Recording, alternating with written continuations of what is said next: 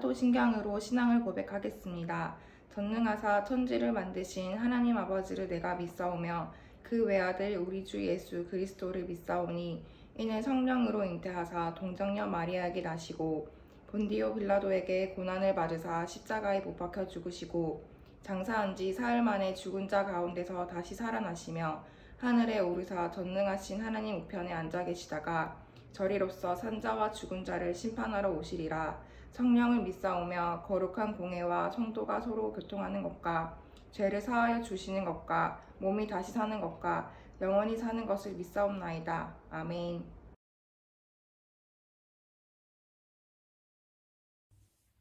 하나님 감사합니다. 코로나로부터 보호해 주셔서 주님의 날 함께 영상으로 예배드리게 하심을 감사합니다. 이 나라 이 땅 우리들을 불쌍히 여기셔서 코로나가 속히 종식되어 우리 친구들과 한자리에서 함께 예배드리기를 원합니다. 힘든 상황과 고난 속에서도 우리의 믿음이 변질되지 않고 주님이 주시는 은혜와 능력으로 끝까지 믿음 지켜 하나님께 칭찬받는 자녀 되게 도와주세요. 말씀 전하시는 김영구 목사님 성령 충만케 하시고 주시는 말씀 가운데 은혜 받고 변화되어 세상의 빛과 소금의 역할 감당하게 도와주세요. 수고하시는 선생님들과 우리 학생들 일터에 가정에 복을 주시고 하나님을 더욱 높이는 저희들 되게 도와주세요. 예배 끝나는 시간까지 집중할 수 있도록 함께 해주세요. 예수님의 이름으로 기도합니다. 아멘. 여섯째 달에 천사 가브리엘이 하나님의 보내심을 받아 갈릴리 나사렛이란 동네에 가서 다윗의 자손 요셉이라 하는 사람과 약혼한 처녀에게 이르니 그 처녀의 이름은 마리아라. 그에게 들어가 이르되 은혜를 받은 자여 평안할지어다. 주께서 너와 함께 하시도다 하니 처녀가 그 말을 듣고 놀라 이런 인사가 어찌함인가 생각하매 천사가 이르되 마리아여 무서워하지 말라. 내가 하나님께 은혜를 입었느니라. 보라 내가 잉태하여 아들을 낳으리니 그 이름을 예수라 하라.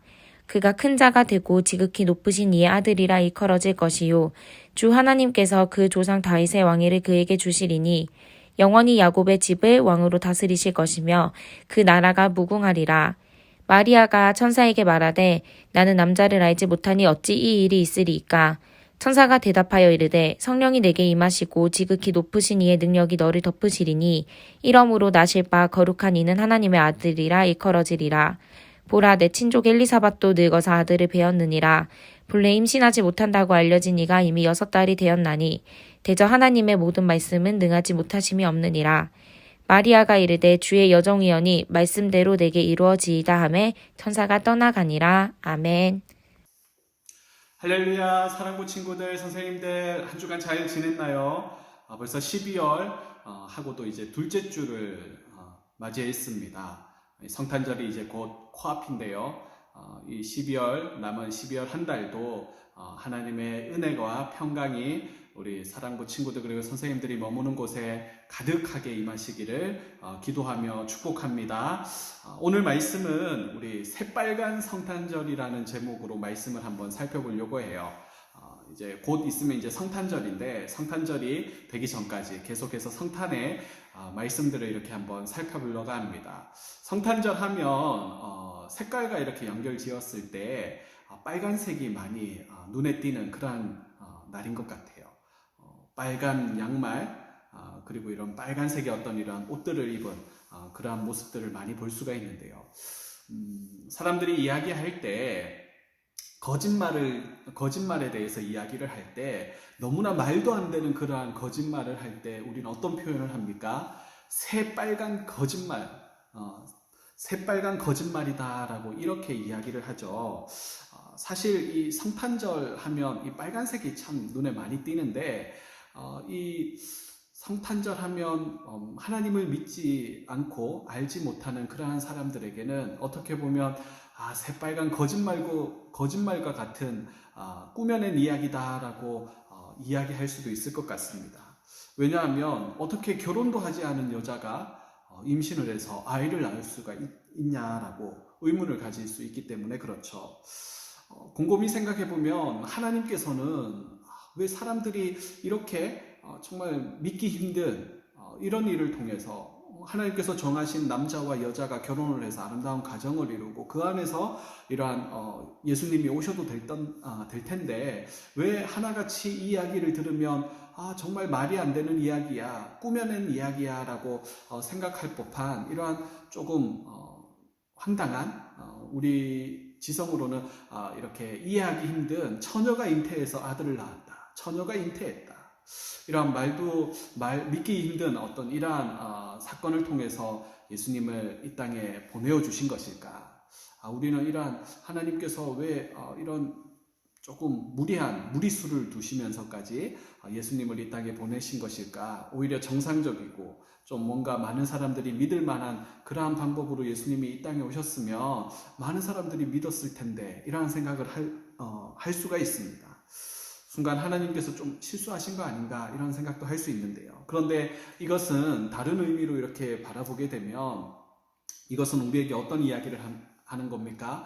모든 인간이 죄인이다라는 것을 우리에게 말씀하고 있는 것이죠. 이 말이 뭐냐 하면 우리가 착해 보이고 선해 보이는 그러한 사람이 있을지는 몰라도 그러나 죄가 없는 사람은 아무도 없다라는 것을 우리에게 알려주는 것입니다. 하나님께서 정하신 남자와 여자를 통해서 예수님을 이 땅에 보내주셔도 되는데 그런데 단 조건이 있죠. 우리의 구원자가 되실 예수님은 우리의 죄를 대신해서 십자가에 달려 우리의 죄를 속량해 주실 그러한 예수님은 죄가 없으셔야 되는데 그러기 위해서는 모든 인간은 다 죄인이기 때문에 인간의 방법으로는 이 땅에 오실 수가 없다라는 거예요. 왜냐하면 아담과 하와의 후손인 우리 모두는 죄의 문제를 해결하지 못하고 죄의 문제를 그대로 가지고 이 땅에 태어났기 때문에 모든 사람은 다 죄인이거든요. 그러니 예수님이 우리와 똑같은 방법으로 이 땅에 오신다 그러면 예수님도 죄를 가지고 이 땅에 오실 수밖에 없다라는 거예요. 그래서 하나님은 여자의 배를 빌리지만 그러나 남자와 여자의 어떤 결혼 생활을 통해서 이 땅에 예수님을 보내주신 것이 아니라 성령으로 잉태되어서 예수님이 죄 없으신 예수님을 이 땅에 보내어 주셨다라는 것이죠. 오늘 본문은 특별히 성탄절을 앞두고 오늘 본문은 이러한 정말 믿기 힘든 새빨간 거짓말도 같은 이러한 성탄절이 어떻게 이루어졌는지 하나님께서 어떻게 이 일을 이루셨는지 하나님께서 일하시는 그러한 방법을 우리에게 알려주고 있습니다. 예수님의 제자였던 이 누가는 오늘 본문을 통해서 누가복음 1장 앞장에 보면 어떤 이야기가 소개되어지고 있냐 하면 세례 요한의 출생에 대한 이야기가 먼저 소개되어지고 있습니다. 그리고 오늘 1장 26절에 이 세례 요한이 잉태된 지 6개월이 지났다라는 것을 이야기하면서 이제부터 예수님의 이 탄생에 대한 이야기를 이렇게 기록하고 있는데요. 오늘 본문을 통해서 우리는 하나님께서 일하시는 정말 기적과도 같은 이러한 일들을 하나님께서는 어떻게 행하고 계시는지를 우리가 발견할 수가 있습니다. 첫 번째는 하나님께서는 낮고 작은 자를 사용하신다라는 것을 오늘 발견할 수가 있어요. 누가는 앞서 세례 요한의 출생에 대해서 먼저 소개하고 있습니다. 예수님과 이 세례 요한은 먼 친척 관계였어요. 그리고 이 예수님과 세례 요한은 6개월 정도의 이러한 차이가 있었는데 세례 요한의 출생은 어떻습니까? 오늘 요한복음 1장에 보면 이 세례 요한의 부모님은 제사장이었어요. 오늘 가말리엘 대제사장이 먼저 성전에서 제사장의 임무를 감당하고 있는 요한의 아버지를 찾아가서 요한에게 아들이 있을 것이다 라고 이렇게 이야기를 합니다. 그러나 이어지는 오늘 예수님의 출생은 어떻습니까? 예루살렘 성전, 어떻게 보면 중심이 아닌 이 나사렛이라는 예루살렘과는 멀리 떨어진 이러한 지방과도 같은 변두리 지역의 그러한 곳에 동네에서 오늘 이루어지는 것을 오늘 볼 수가 있는데요. 성전의 제사장의 가문이었던 이 세례 요한의 출생과는 달리 다윗의 자손이긴 했지만 그러나 정말 사람들의 주목을 받을 만한 그런 것들이 전혀 없었던 그러한 요셉이라는 사람, 그리고 이 요셉과 정혼한 이 마리아라는 이 마리아에게 하나님의 은혜가 임하게 되는데요. 이 천사 가브리엘이 오늘 이 마리아를 찾아온 모습은 구약의 이 사사였던 이 기브온을 찾아온 하나님의 사자와의 모습과 비슷합니다. 왕이 없었던 시대에 사사들이 이스라엘 백성들의 어려움들을 해결해주고 했던 그 시대에 이 사사로 부름받은 기드온이라는 사람이 있는데, 그런데 이 한 여호와의 사자가 기드온을 찾아와서 이 기드온에게 이야기하는 장면이 오늘 천사장 가브리엘이 이 마리아에게 찾아와서 하는 말과 비슷합니다. 사사기 6장 12절에 보면 이 여호와의 사자가 이 기드온에게 와서 이런 이야기를 합니다. 큰 용사여, 주께서 너와 함께 하신다라고 이렇게 말씀하세요. 오늘 본문에도 어떻습니까? 28절에 보면 마리아에게 은혜를 받은 자여 평안할지어다, 주께서 너와 함께 하시도다라고 이렇게 이야기를 해요. 내용이 참 비슷하죠. 그런데 내용이 비슷할 뿐만 아니라 이 기드온을 찾아온 여호와의 사자가 기드온을 부를 때 기드온은 어떤 위치에 있었냐 하면 정말 주변에 미디안이라는 족속이 항상 추수 때가 되면 이렇게 침략해서 이러한 음식을 또 이러한 곡식을 다 약탈해 가다 보니까 이 미디안 족속이 두려워서 포도주 틀에 숨어가지고 이 타작을 하고 있었거든요, 기드온이. 그런데 그렇게 숨어서 이렇게 조용히 이렇게 타작하고 있는 기드온에게 여호와의 사자가 임해서 어떤 말씀을 하냐 하면 큰 용사여, 주께서 너와 함께 하신다라고 이야기를 하는 거예요. 마찬가지로 인류를 구원하시기 위한 하나님의 큰 구원의 역사 가운데 오늘 그 역사가 누구를 통해서 이루어집니까? 힘없는 정말 나약한 이 한 여인에게, 이 마리아에게 이루어진다라는 것이죠. 당시 로마 제국의 이러한 지배를 받았던 이 이스라엘 땅, 그리고 이스라엘 땅에 성전이 있었던 예루살렘이 아니라 변두리 지방, 이 나사렛이라는 이 변두리 지방에, 그것도 당시 여자와 어린아이는 인간 계수에도 인구 숫자 계수에도 이렇게 들어가지 않았던, 소외받던 그러한 시대였거든요. 그런데 어떻습니까? 하나님께서는 이러한 낮고 작은 자를 통해서 하나님의 놀라운 일들을 이루어 가신다라는 것이죠. 두 번째, 오늘 본문을 통해서 우리가 알 수 있는 하나님이 일하시는 방법, 두 번째는 하나님께는 불가능이 없다라는 거예요. 여러분 믿으십니까? 오늘 누가복음 1장에서는 인간적인 시각으로 이렇게 바라보게 되면 참 이해하기 힘든 두 가지 사건이 등장을 합니다. 첫 번째는 아까 이야기했던 이 세례 요한의 출생인데요. 세례 요한은 당시 세례 요한의 부모님이었던 제사장이었던 이 사가랴와 엘리사벳은 정말 의로운 사람, 경건한 사람이었지만 그러나 결혼한 지 오랫동안 임신을 하지 못했던 불임 부부였어요. 그러니까 이제는 임신할 수 있는 그러한 때를 지나버린 노부부였습니다.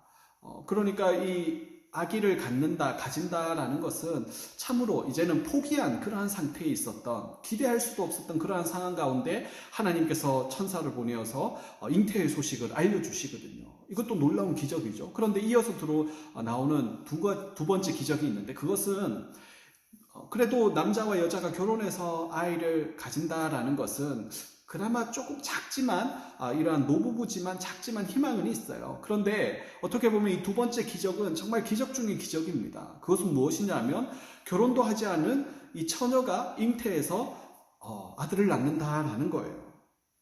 여러분, 약혼은 했지만 아직 남자를 알지 못했던 이 마리아가 예수님을 잉태한 것입니다. 사랑하는 친구들, 선생님들, 우리 하나님은 어떻습니까? 불가능을 가능하게 하시는 분이시다라는 것이죠. 믿으십니까? 하나님께는 불가능은 없다라는 거예요. 나이가 많은 이 엘리사벳이 잉태한 것도 놀라운 기적 중의 기적인데, 그런데 연이어서 등장하는 이 처녀가 잉태해서 아들을 낳을 것이다.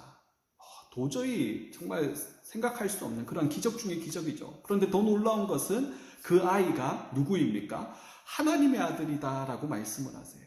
그리고 그 하나님의 아들을 통하여서 어떻게 됩니까? 다윗의 왕조가, 다윗의 나라가 영원히 설 것이다, 무궁할 것이다 라고 말씀하고 있습니다.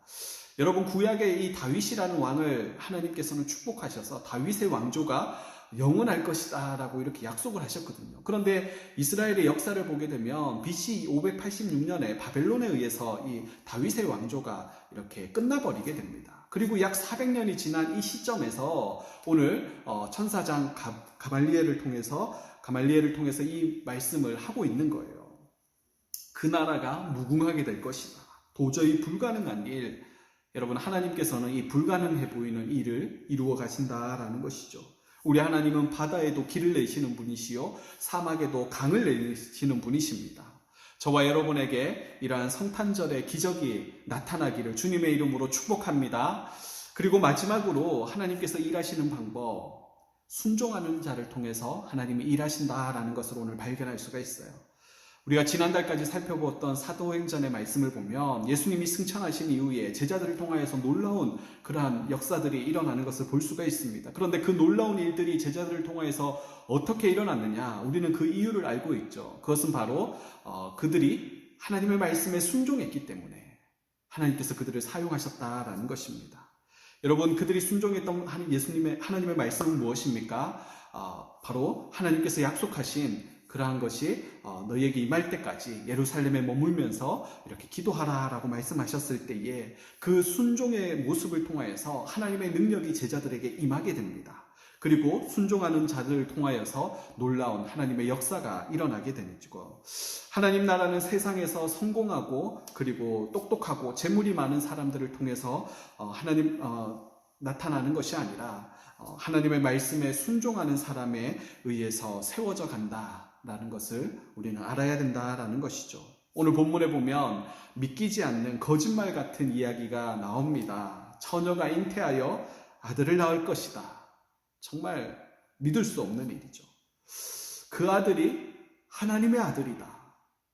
더 놀라운 사건이에요. 그리고 그 아들을 통하여서 그 나라가 무궁할 것이다. 정말 이제 하나같이 새빨간 거짓말과 같습니다. 그런데 이 새빨간 거짓말과 같은 이야기를 들은 마리아의 태도를 보면 참 놀라운 것 같아요. 우리 같으면 어떻게 합니까? 이 말도 되지 않는 이러한 이야기를 하면 사탄아 물러가라 라고 이렇게 소리칠 수도 있겠죠. 그건 내가 원하던 게 아니에요.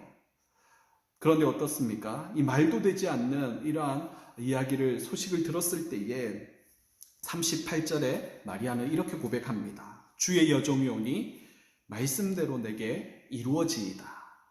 하나님의 말씀대로 내게 이루어지기를 내가 원합니다 라는 이러한 순종의 고백입니다.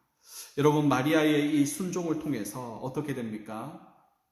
하나님의 아들이신 예수님께서 이 땅에 오시게 되었습니다. 마찬가지로 우리도 하나님의 말씀에 순종한다면 하나님의 능력이 우리에게 임하게 되는 줄로 믿습니다. 하나님의 능력이 우리에게 임하게 되면 우리는 하나님의 큰 일을 감당할 수 있다라는 것이죠. 그러니 우리는 어떻게 기도해야 될까요? 하나님의 말씀에 순종하는 자가 되게 해달라고 우리는 기도해야 될 줄로 믿습니다. 그렇게 기도함으로 쓰임받기를 주님의 이름으로 축복합니다. 말씀을 정리하겠습니다. 성탄절은 정말 새빨간 거짓말이다라고 이야기할 수 있을 정도로 믿기 힘든 그러한 사건이에요. 왜 믿기 힘든 사건입니까? 우리 인간의 눈으로 바라보기 때문에 그렇죠. 인간적인 생각으로는 불가능한 그러한 일입니다. 처녀가 아이를 낳는다. 그리고 그 아들이 하나님의 아들이다. 사실 이거는 너무나 믿기 힘든 이야기입니다. 이 미스테리안이란 성탄절을 통해서 우리는 불가능한 일을 이루어 가시는 그 하나님의 놀라운 그러한 일들을 보게 된다라는 것이죠. 오늘 본문은 우리에게 불가능한 일을 하나님께서 어떻게 이루어 가셨는지, 그리고 그 일에 쓰임받은 사람은 어떻게 할 때 하나님께서 그 일의 주인공으로 사용하셨는지 우리에게 알려줍니다. 하나님께서는 세상에서 높고 잘난 그러한 사람을 쓰시지 않고 낮고 작은 자지만 그에게 찾아오셔서 하나님 사용하신다라는 것이죠. 우리의 눈으로는 불가능하지만 그러나 하나님께는 불가능이 없다라는 것을 오늘 우리에게 말씀하고 있습니다. 불가능해 보이는 그러한 일도 하나님께 순종하는 자를 하나님께서는 들어서 사용하신다, 이루어 가신다라는 것을 오늘 볼 수 있습니다. 성탄절은 새빨간 거짓말이 아니라 불가능을 가능케 하신 그 하나님께서 일하시는 날입니다.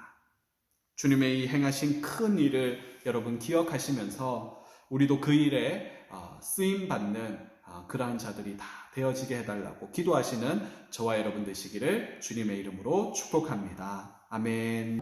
헌금하시겠습니다.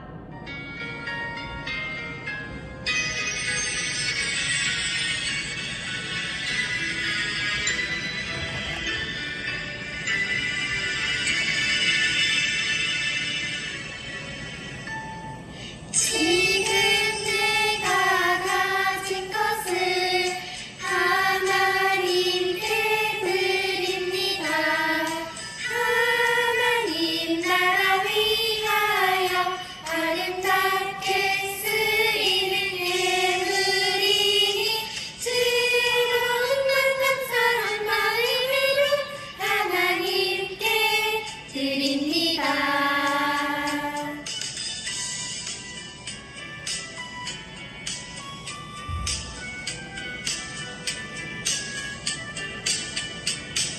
지금 내가 가진 것을 하나님께 드립니다. 하나님 나라 위하여 아름답게 쓰이는 예물이니 즐거운 감사한 마음으로 하나님께 드립니다. 감사한 마음으로 하나님께 드립니다. 하나님 아버지 성탄절을 앞두고 오늘 또 성탄의 그러한 말씀을 통하여서 은혜를 나눕니다. 특별히 불가능해 보이는 도저히 아버지 믿을 수 없고 일어날 수 없는 그런 아버지 하나님 이러한 일들을 통하여서 하나님의 일하시는 방법들을 보게 되어집니다. 낮고 작은 자지만 하나님 택하신 자를 들어 사용하시는 그 하나님, 나를 들어 나를 불러 아버지 하나님 하나님의 나라를 위하여 귀하게 사용하여 주시옵소서. 특별히 아버지 하나님의 일들 가운데 불가능이 없음을 오늘 말씀을 통하여서 하나님 보게 됩니다. 특별히 불가능해 보이는 그러한 일들 가운데서도 순종하는 자를 통하여서 일을 이루어 가시는 그 하나님, 우리 사랑부의 친구들을 주님 들어 사용하여 주시옵소서. 믿음을 더하여 주셔서 아버지 하나님 믿음 가진 자를 들어 주님 사용하여 주시고, 특별히 성탄절의 의미를 다시 한번 생각하면서 하나님 인간의 지식이 높아지는 이때에 다시 한번 우리의 믿음이 더욱 자라갈 수 있도록 우리에게 믿음 위에 믿음을 더하여 주시옵소서. 추워지는 날씨 가운데 우리 친구들 어디에 있든지 모든 악하고 더러운 것들로부터 지켜보호하여 주시고, 하나님 더욱 아버지 하나님이 주시는 은혜와 평강 가운데 성탄의 기쁨이 충만하도록 주님 은혜 내려 주시옵소서. 하늘로부터 내려지는 그러한 평화가 우리가 머물고 있는 모든 곳곳에 아버지 충만하게 임하게 하여 주시옵소서. 오늘도 귀한 예물 구별하여 올려드리오니 예물을 받아주시고 하나님 예물이 하나님 나라를 위하여 귀하게 사용되어지게 하여 주시옵소서. 한 주간도 그렇게 주님 눈동자처럼 지켜주시고 보호하여 주시기를 간절히 소망할 때에 우리의 생명이 되시고 구원자가 되시는 예수님의 이름으로 감사하며 기도드리옵나이다. 아멘. 하늘에 계신 우리 아버지여, 이름이 거룩히 여김을 받으시오며 나라가 임하시오며 뜻이 하늘에서 이루어진 것 같이 땅에서도 이루어지이다. 오늘 우리에게 일용할 양식을 주시옵고 우리가 우리에게 죄 지은 자를 사하여 준 것 같이 우리 죄를 사하여 주시옵고 우리를 시험에 들게 하지 마시옵고 다만 악에서 구하시옵소서. 나라와 권세와 영광이 아버지께 영원히 있사옵나이다. 아멘.